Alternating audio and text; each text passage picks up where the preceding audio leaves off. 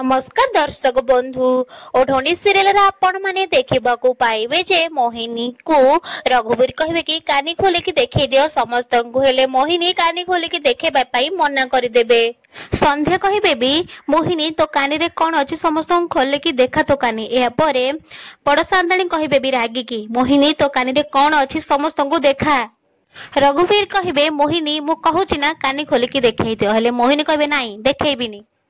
संध्या कहबे रुह माँ मुझे देखुची से केमिति कानी खोलिकी देखबनी एमती कहीकि संध्या मोहिनी को जबरदस्त करेंगे कानी खोलिबा पाई हेले मोहिनी मना करुथिबे अपा अपा कहीकि।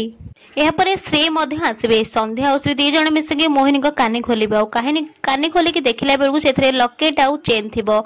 संध्या से लकेट चेन को आनिकी माँ सांताणी को देखेबे और कहबे कि एटा तो खाली लकेट आउ चेन अछि।